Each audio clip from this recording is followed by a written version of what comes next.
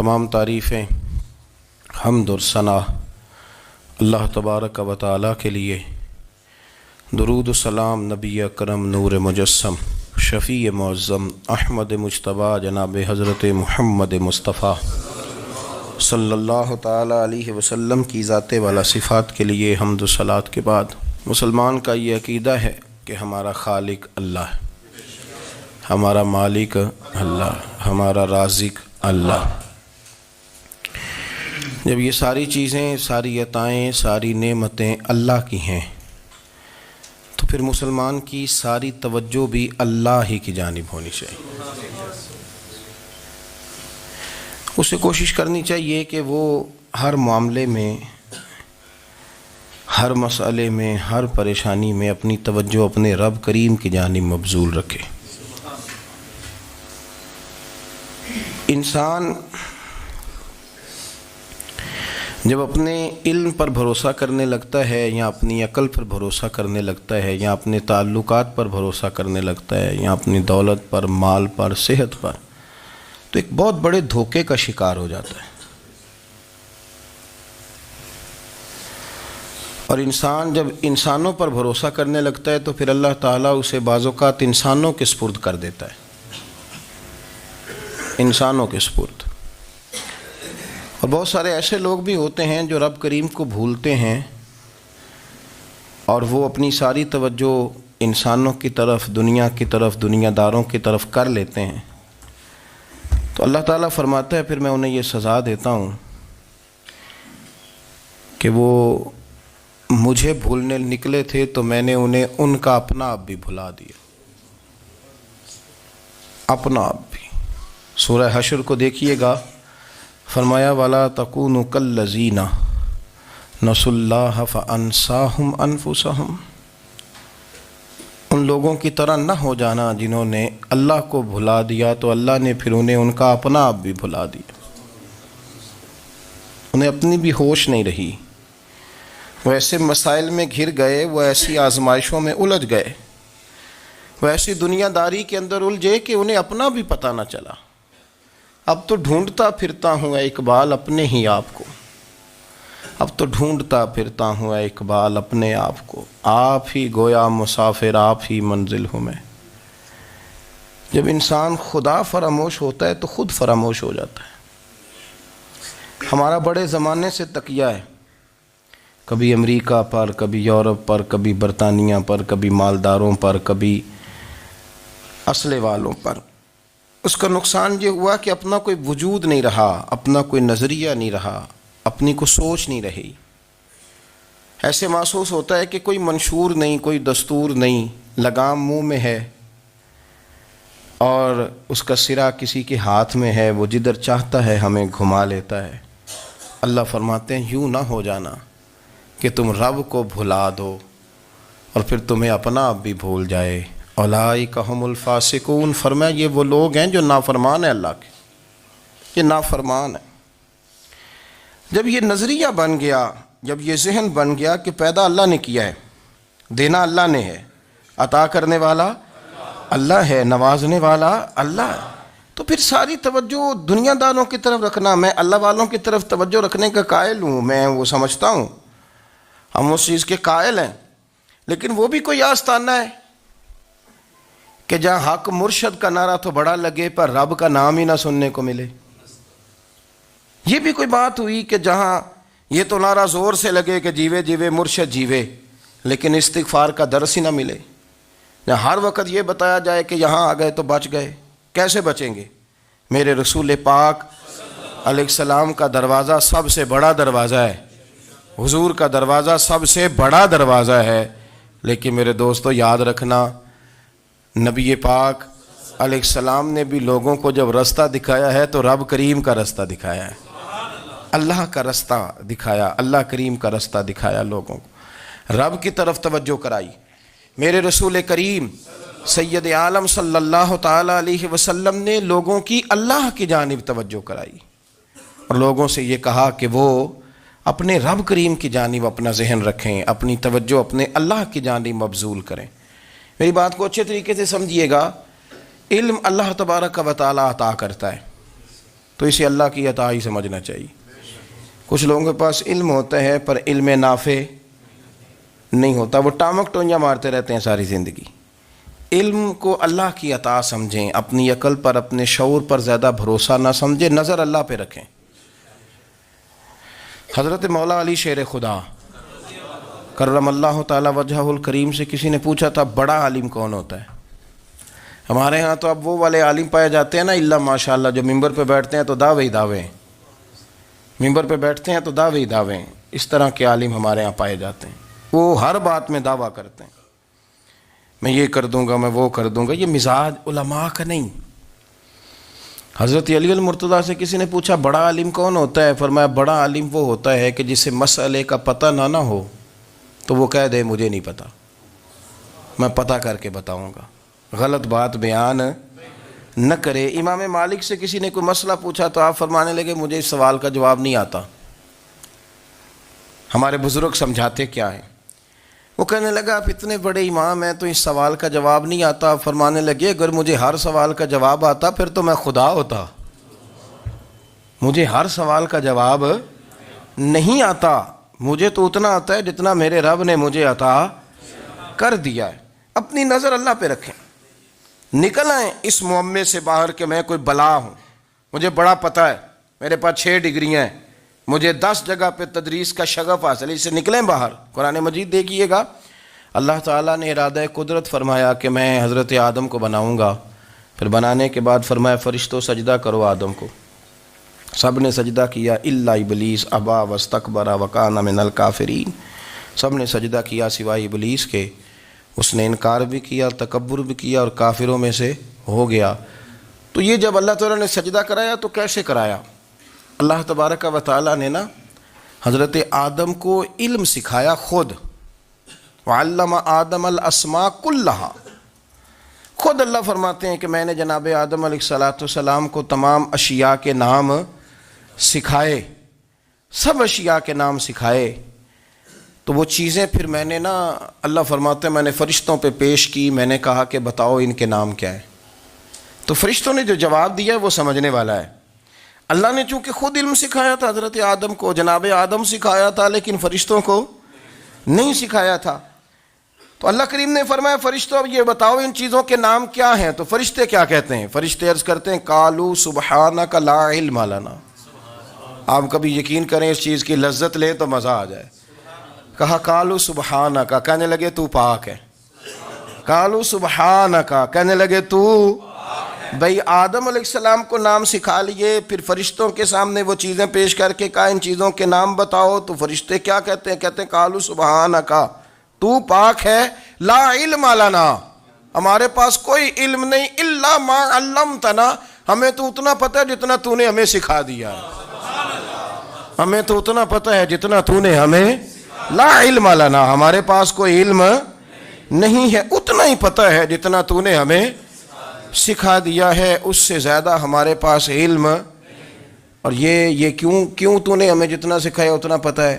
فرشتے یہ نہیں کہتے یا اللہ تو زیادہ سکھا، آدم کو دیا تو ہمیں بھی دے، یہ نہیں فرمایا، فرمایا انک انت العلیم الحکیم، اے اللہ تو علم والا بھی ہے اور حکمت والا بھی ہے، تجھے پتہ ہے کس کو کتنا دینا ہے، جتنا تو نے مناسب سمجھا جناب آدم کو دیا، اور جتنا تو نے بہتر سمجھا وہ تو نے ہمیں عطا فرمایا۔ تو اگر آپ کے پاس علم ہے، کہیں نالج ہے، تو اس کو اللہ کی عطا سمجھیں۔ ہمارے ہاں بہت سارے لوگ بن کے بیٹھ جاتے ہیں، میں اکثر کہتا ہوں کہ پھر وہ دعوے کرتے ہیں میرے علاقے والے جاہل ہیں، میرے شہر والے جاہل ہیں، میرے خاندان والے پڑھے نہیں۔ یہ آپ کا دعویٰ ہے، یہ آپ کو خراب کر دے گا۔ ہم نے بہت سارے ایسے لوگ دیکھے جو بہت بڑے عالم تھے، لیکن اللہ جب لینے پہ آیا تو عقل ہی لے گیا، شعور ہی چلا گیا، حافظے ختم ہو گئے۔ آپ دیکھتے ہیں بڑھاپے میں کچھ لوگ ایسے ہوتے ہیں کہ جن کو یہ بھی یاد نہیں رہتا کہ میرا نام کیا ہے، میں کہاں ہوں، مجھے کدھر جانا ہے۔ تو اس وقت سے اللہ کی پناہ مانگیں اور اپنی نظر اپنے رب کریم کی جانب رکھیں، اللہ کی جانب اپنی نظر کو مبذول رکھیں۔ دوسری بات، علم کے بعد ایک چیز آتی ہے جس کا نام ہے ہدایت، جس کا نام ہے تقوی، جس کا نام ہے پرہیزگاری، جس کا نام ہے عمل، عبادت، ریاضت۔ یہ بھی اسی وقت ہی نصیب ہوتی ہے جب میرا رب کریم نصیب فرما دیتا ہے۔ ہم نے نا نیکی کا اپنا اپنا سٹیٹس بنا لیا ہے، اپنا اپنا معیار بنا لیا ہے۔ کچھ لوگ کہتے ہیں کہ جناب مسجد میں سیمٹ کا توڑا دینے سے بہتر ہے کسی غریب کو آٹے کا تھیلا دے دو۔ اب اس نے اپنا مزاج بنا لیا نا نیکی کا، اس نے اپنا سٹیٹس بنا لیا ہے۔ میرا یہ سوال ہے کہ نبی پاک صلی اللہ تعالیٰ علیہ وسلم جب مدینہ شریف آئے تھے تو حضور نے سب سے پہلے غریبوں میں آٹا تقسیم کیا تھا کہ سب سے پہلے مسجد بنائی تھی؟ کیا عجیب لوگوں کا رنگ ہے، اپنی مرضی کی ہدایت، اپنی مرضی کا تقوی، اپنی مرضی کا معیار۔ مسجد کوئی بڑا چھوٹا خطیب بھی میری طرح کا ہو نا تو وہ مسجد میں بیٹھ کے جب نبی پاک کی بات کرتا ہے تو کہتا ہے میرے رسول پاک غریبوں کا سہارا بن کے آئے۔ وہ غریبوں کی بات کرتا ہے، مسکینوں کی، لاچاروں کی، کمزوروں کی بات۔ تو مسجد ہی تو وہ ادارہ ہے جہاں سے غریبوں کی بات ہو رہی۔ تو اب لوگوں نے غریب کو اور مسجد کو لڑانا شروع کر دیا، اس کو لڑاؤ کہ مسجد میں پیسے دینے سے بہتر ہے آپ غریب کو آٹے کا تھیلا دے دیں۔ آپ یہ کیوں نہیں کہتے کہ مسجد میں بھی آپ توڑا دیں ایک سیمٹ کا اور ساتھ غریب کو بھی خدمت کریں؟ یہ کیوں نہیں تقویٰ؟ اپنی اپنی مرضی کا مزاج، اپنی اپنی۔ کچھ لوگ کہتے ہیں چھوڑو جی، ساری زندگی انسان نماز پڑھتا رہے اور پھر گالیاں بھی دیتا رہے، بندہ داڑھی بھی رکھ لے اور جھوٹ بولنا بھی نہ چھوڑے، تو یہ آپ نے اپنے پاس سے تقوی کا معیار بنایا۔ گالی دینے کا گناہ ہے اور داڑھی رکھنے کا ثواب ہے۔ تو اگر آپ داڑھی رکھے ہوئے ہیں اور آپ کوئی غلطی کر رہے ہیں تو اس سے آپ کی داڑھی کا ثواب ختم، اللہ کرے آپ کو سمجھ آئے میری بات۔ آپ کوئی غلطی کر رہے ہیں، داڑھی کا ثواب اس سے ختم، وہ اپنی جگہ پہ قائم ہے چیز۔ اپنی مرضی کا کیوں تقوی کا معیار بناتے ہیں؟ تقوی کا مزاج اپنی مرضی کا نہ بناؤ، اللہ کی بارگاہ سے دعا مانگو کہ یا اللہ ہمیں ہدایت کا نور عطا فرما، اللہ تو ہمیں رستہ دکھا، تو بتا کہ ہدایت کیا ہے۔ تو رب فرماتا ہے اللہ ولی الذین آمنوا، اللہ مومنوں کا مددگار ہے، یخرجہم من الظلمات الی النور، وہ انہیں اندھیروں سے نکالتا ہے اور نور کی طرف روشنی عطا فرماتا ہے۔ اندھیروں سے نور کی طرف اللہ لاتا ہے۔ اللہ ولی، اللہ مومنوں کا ولی ہے، وہ انہیں اندھیروں سے نور کی طرف نکالتا ہے۔ ہدایت ہمیشہ اللہ کی طرف سے سمجھے۔ جب وہ نماز کی توفیق دیتا ہے تو اپنے فضل سے دیتا ہے، جب وہ ذکر کی توفیق دیتا ہے تو اپنے فضل سے۔ ہم سمجھتے ہیں ہو جی فلانا نہیں پڑھ رہا بڑا بیوقوف ہے، فلانا نہیں پڑھ رہا، تو کیا اپنی عقل کے زور پہ پڑھ رہا ہے؟ میں جی اللہ کے فضل سے 2 سپارے پڑھتا ہوں، تو کس پہ احسان کرتے تو 2 سپارے پڑھ کے رویا کر۔ کہا اگر مالک تو بڑا قریب نہیں، بڑے لوگ ہیں جن کو پورا قرآن حفظ ہے پر انہیں پڑھنے کی توفیق نہیں، تو انہیں فضل کیا اور مجھے توفیق دے دی ہے پڑھنے کی۔ رویا کر، پڑھ کے رویا کر، راتی ساری کر کر زاری، وہ نیند اکھاں تھی توندے تے فجرے اوہی گناہگار کہاون سب تو نیوے ہوندے۔ مہربانی کریں، ڈریں، نیکی کریں تو پھر ڈریں، پھر احساس پیدا کریں، پھر اپنے اندر وہ کمزوری لائیں، کہیں توبہ توبہ مجھے تو پتہ ہی نہیں، تو جانتا ہی نہیں۔ حضرت سیدنا امام اعظم ابو حنیفہ رحمۃ اللہ تعالیٰ علیہ کے ساتھ ایک شخص کہتا میں نے نماز پڑھی، تو عشاء کی نماز تھی۔ یہ جو لوگ بڑے ہوتے ہیں نا، جن کے پیار کرنے والے بڑے ہوتے ہیں، ان کے گرد خوف بھی بڑا ہی ہوتا ہے، انہیں بڑا ڈر لگتا ہے، بڑی بعض اوقات آزمائش ہوتی ہے ان کی۔ عشاء کی نماز کہتے پڑھی تو امام صاحب نے نا عشاء کی نماز میں تلاوت کی آیتیں فَمَن يَعْمَلْ مِثْقَالَ ذَرَّةٍ خَيْرًا يَرَهُ وَمَن يَعْمَلْ مِثْقَالَ ذَرَّةٍ شَرًّا يَرَهُ، فرمایا جو ذرہ برابر خیر کرے گا وہ بھی قیامت میں دیکھے گا، اور جو ذرہ برابر شر کرے گا وہ بھی قیامت میں اس شر کو دیکھے گا، اس کے سامنے آئے گا۔ تو وہ شخص کہتا ہے کہ سارے لوگ نماز پڑھ کے چلے گئے تو امام صاحب رحمۃ اللہ علیہ نے اپنی داڑھی پکڑی، رو رہے ہیں، کہتے ہیں وہ ذرہ برابر نیکی کا بدلہ دینے والے، وہ ذرہ برابر شر پہ سزا دینے والے میری سفید داڑھی کو دیکھ، مالک میرے ذرے ذرے سامنے نہ لانا، لوگ تو میری بڑی قدر کرتے ہیں دنیا، میں تو بڑا پہچانا جاتا ہوں، لوگ تو میری راہوں میں پھول لیے کھڑے ہوتے ہیں، مجھے بڑا نوازتے ہیں، قیامت میں رسوا نہ کر دینا، میرے لیے مشکل ہو جائے گی۔ وہ کہتے ہیں میں نے امام صاحب کا درد دیکھا، مجھے کوئی کام تھا تو میں چلا گیا، میں نے کہا کہ وہ اس وقت اللہ کے حضور حاضر ہیں تو میں دوبارہ آؤں گا۔ کہتے ہیں میں تہجد کا وقت آیا تو امام صاحب وہیں بیٹھے تھے، اور ان کی داڑیاں آنسوؤں سے بھری ہوئی تھی اور زور سے داڑھی پکڑی ہوئی، کہنے لگے مالک رسوا نہ کر دیں، قیامت میں رسوا نہ کر دیں۔ یار جو ہدایت یافتہ لوگ تھے وہ تو ڈرے ہوئے تھے، وہ تو سہمے ہوئے تھے، وہ تو کہتے تھے یہ اس کا فضل نہیں، اس نے بلا لیا، یہ اس کا کرم نہیں۔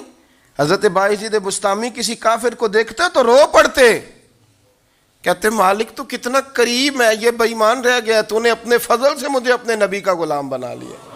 وہ رو پڑتے۔ یہاں تو لوگوں کا دعویٰ ہی بڑا ہے، نمازی اللہ خیر فرمائے وہ تو دوسروں کو گھورتا ہے، وہ کہتا ہے جنت کا میں مالک ہوں، کنجیاں میرے پاس ہیں، میں کسی اور کو گھسنے نہیں دوں گا۔ اور اگر 2-3 حج کر لے تو پھر تو وہ کہتا ہے کہ اب میرے سے پوچھ کے لوگ جنت میں جائیں گے معاذ اللہ۔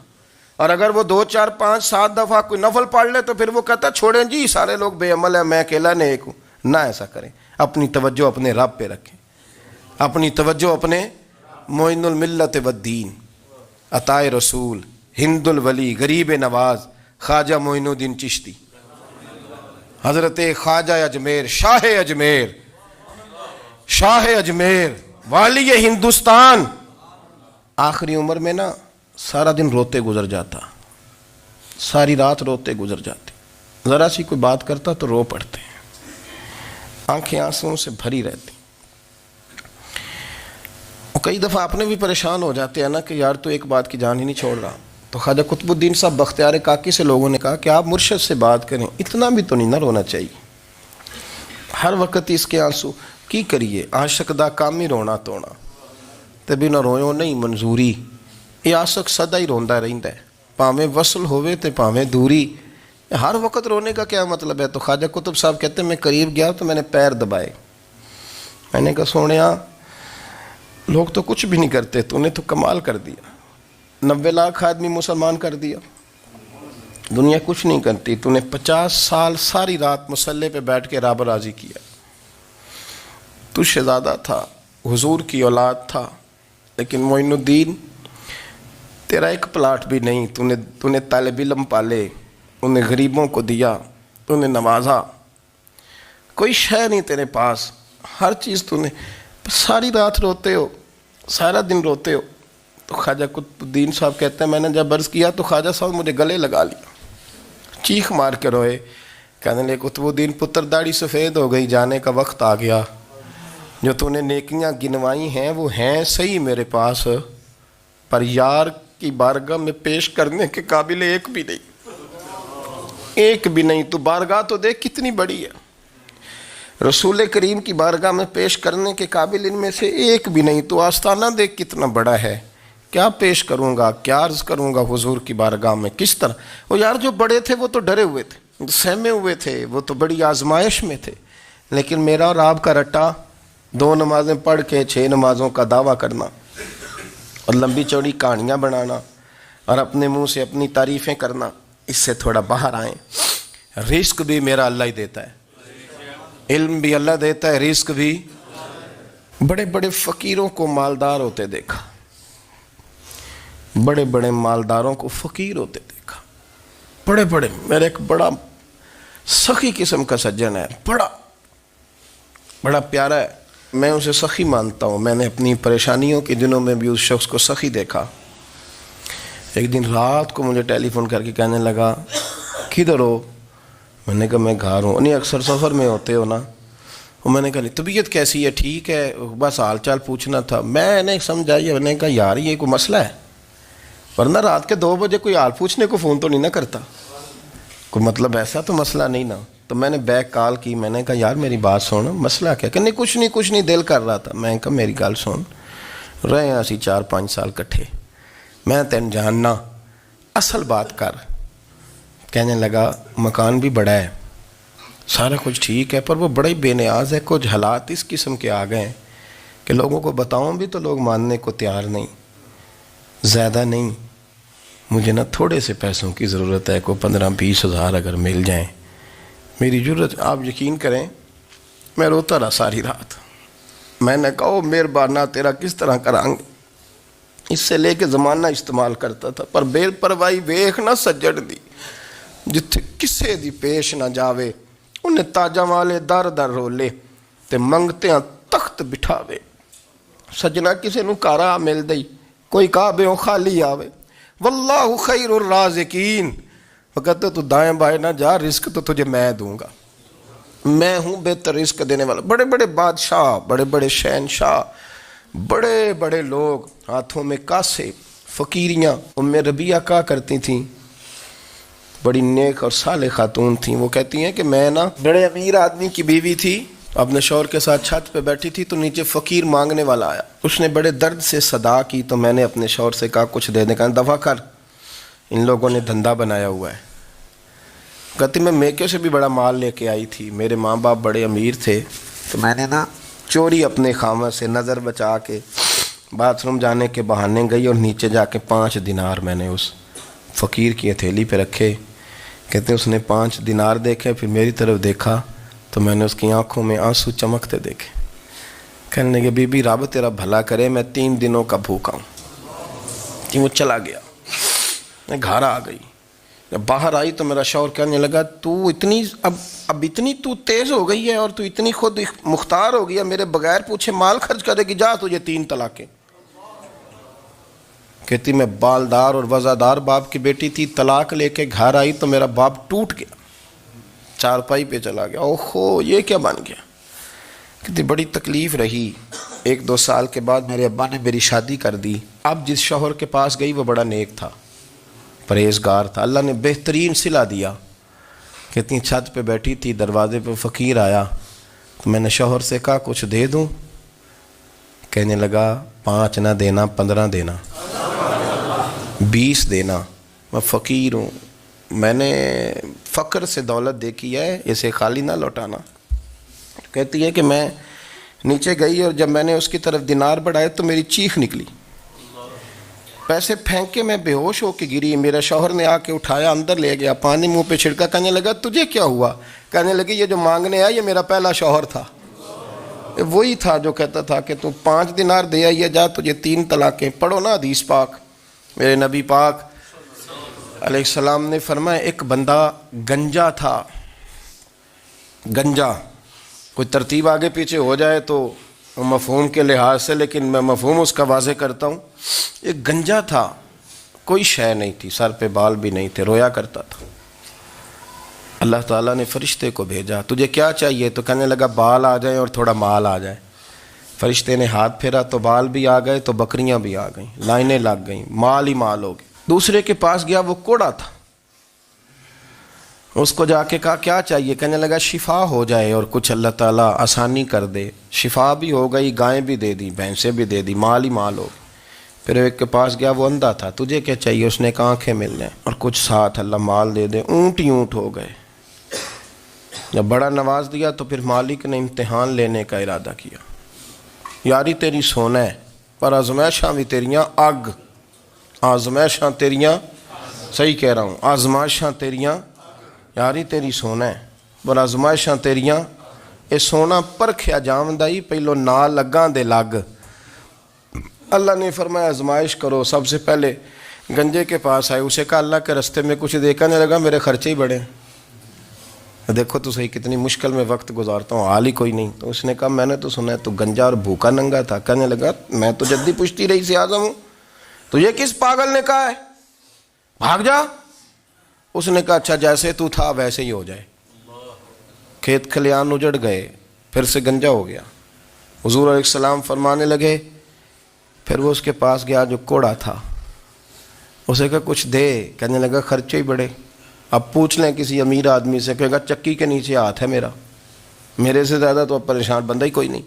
کیا بتاؤں آپ کو، اتنا ٹیکس ہے، اتنا جرمانہ ہے، فلانی شے، بڑا کچھ گنواتے ہیں لوگ. اس نے کہا میں نے تو سنا تو پہلے کوڑا تھا.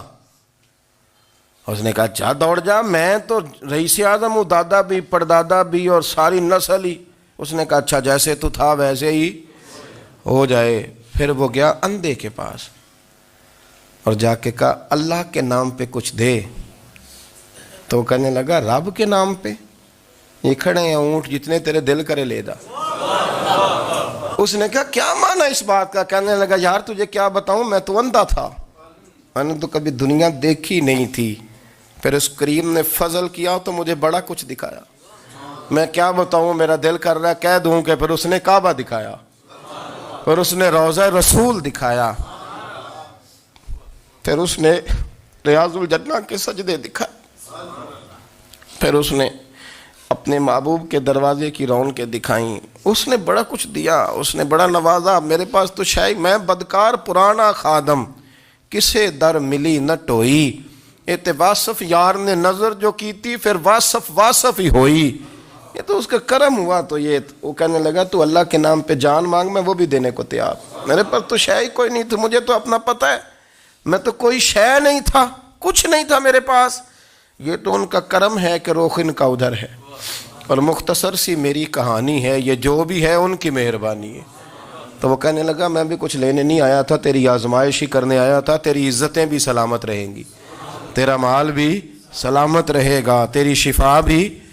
اپنی زندگی میں کبھی بھی اللہ کی بارگاہ سے توجہ ادھر ادھر نہ کریں، چھوڑیں لوگ کیا کر رہے ہیں، دنیا کیا کہہ رہی، کبھی بھی اپنی توجہ دائیں۔ ہمارا یہ مسئلہ بن گیا کہ ہماری سیاست ہے، ہماری دنیا داری ہے، ہم بندوں کو راضی کرنا چاہتے ہیں، ہم دیکھتے ہیں کون کس طرح، اور آپ یقین کریں آپ تھک جائیں گے، بندے راضی نہیں ہوں گے، وہ نہیں راضی ہوتے۔ آپ ان کو منا کے لائیں گے تو ادھر والے نکل جائیں گے، ادھر کو منائیں گے تو ادھر والے نکل جائیں گے۔ اس چکر سے باہر آئیں، اس رب کو راضی کریں جو فرماتا ہے ان الذین آمنوا وعملوا الصالحات سیجعل لهم الرحمن ودا۔ فرمایا تو ایمان لانے کے بعد نیک عمل کر، میں لوگوں کے دلوں میں تیری محبت پیدا کر دوں۔ رحمان لوگوں کے دلوں میں محبت ڈال دے گا، اللہ لوگوں کے دلوں میں۔ اپنی نظر ہمیشہ اپنے رب پہ رکھیں، اتنی لمبی چوڑی دنیا داروں سے امیدیں نہ وابستہ کریں۔ میں نے دیکھا ہے لوگ کا سال ایسی کرتے ہیں، کبھی اس کے دروازے پہ کبھی اس کے دروازے پہ۔ ان چکروں سے باہر آئیں اور اپنے رب کی بارگاہ کی طرف توجہ کریں، استغفار شوق سے پڑھا کریں، اور اکیلے میں نا، اکیلے میں۔ حضرت رئیس المتکلمین مولانا نقی علی خان صاحب رحمۃ اللہ نے لکھا ہے کہ فرعون 500 سال حکومت کر گیا، یہاں تو 5 سال کی حکومت کی پیر لڑکھڑاتے ہیں، 500 سال۔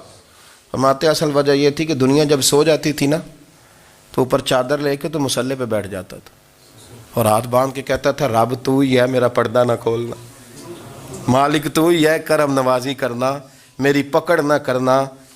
وہ بے ایمان ہو کے اگر 500 سال ہاتھ باندھے تو گزارا کر لیتا ہے، تو ایماندار ہے۔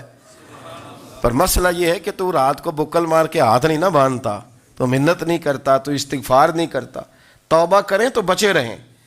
وہ اتنی لمبی حکومت کر گیا چونکہ رات کو کہتا تھا مالک رب تو ہی ہے، لیکن مہربانی فرما، میری پکڑ نہ فرمایا، تو اللہ نے تو اس کو مہلت دے دی۔